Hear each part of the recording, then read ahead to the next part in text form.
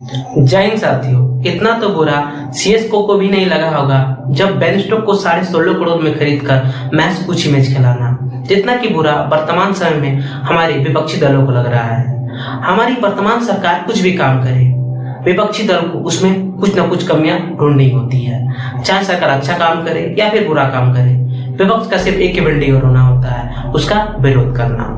चाहे हमारे प्रधानमंत्री द्वारा विश्व पटल पर देश को रिप्रेजेंट करना हो या फिर किसी छोटे देश का राष्ट्राध्यक्ष प्रधानमंत्री के स्वागत में उन्हें प्रणाम करता हो, इसमें विपक्ष का विंडो होना होता है कि कैसे ऐसा कर सकते हैं। कहीं पीएम ने उन्हें 500,000 रुपया का कुछ देकर तो ऐसा नहीं करवाया।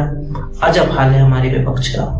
कुछ ऐसा ही हाल हमें वर्तमान समय में देखने को मिल सकता है नए संसद भवन के निर्माण के बाद। विपक्ष का सिर इसमें इसलिए भिंडी रोना है कि संसद भवन के उद्घाटन में राष्ट्रपति को क्यों नहीं बुलाया जा रहा है, यानी इसका उद्घाटन राष्ट्रपति द्वारा क्यों नहीं किया जा रहा है, इसका उद्घाटन प्रधानमंत्री क्यों कर रहे हैं।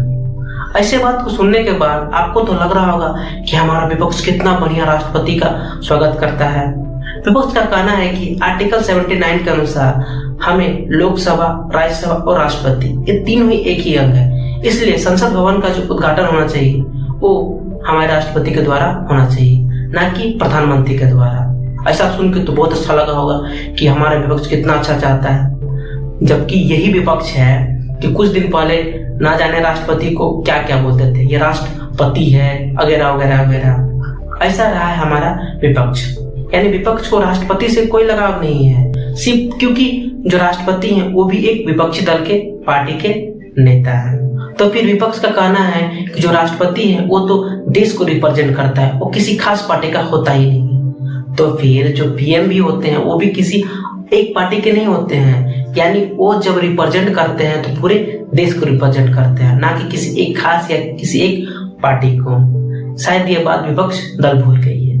तो दूसरी तरफ जो बीजेपी वाले हैं वो अलग अलग राज्य की विधानसभा में घूरकर दिखाने का प्रयास कर रहे हैं कि किस प्रकार से जब अन्य राज्यों की विधानसभा का उद्घाटन किया गया तो वहां राज्यपाल महोदय को नहीं बुलाया गया।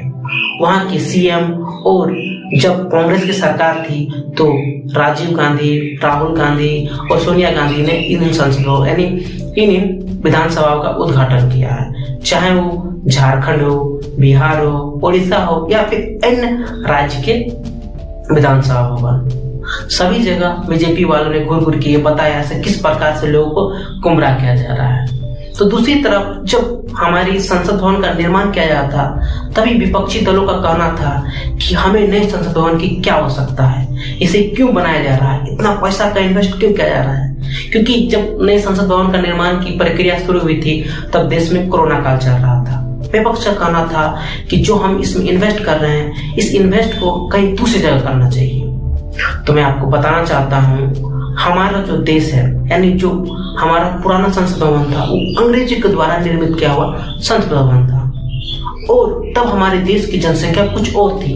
अब तो हमने चाइना को भी पछाड़ दिया है, आर्थिक रूप से नहीं जनसंख्या के रूप में। तो हमें नए संसदों की आवश्यकता होगी, क्योंकि 140 करोड़ से ऊपर जनसंख्या वाले देश में महज 545 सांसद की कुछ कम नहीं लग रहा है। अब जब हम सांसदों की संख्या बढ़ाएंगे और जब वो विधानसभा यानी संसद भवन में जाएंगे तो जो हमारे लोकसभा अध्यक्ष हैं वो नए सांसदों को बोलेंगे कहीं पे जगह नहीं है तो कहीं पर बोरा उरा लाए कि जमीन में बैठ जाइए। जैसा कि बचपन में हम अपने स्कूलों में क्या करते थे, जब बैठने के लिए बेंच नहीं रहा करता था तो हम जमीन में बैठते थे। ऐसा तो नहीं बोल सकते हैं हम अपने सांसदों को, क्योंकि वो देश को रिप्रेजेंट करते हैं। तो इसीलिए नए संसद भवन की आवश्यकता थी, क्योंकि जो नया संसद भवन है वो पूरी तरह से आधुनिक रूप से लैस होगा, बहुत सारी सुविधाएं दी गई है, क्योंकि समय के साथ हर चीज में परिवर्तन करना भी जरूरी होता है। अब आपकी राय में क्या लगता है कि नए संसद भवन का उद्घाटन प्रधानमंत्री को करना चाहिए या फिर राष्ट्रपति को करना चाहिए? अपनी राय कमेंट सेक्शन में भर भर के जरूर लिखिएगा। मिलते हैं नेक्स्ट वीडियो में। जय हिंद।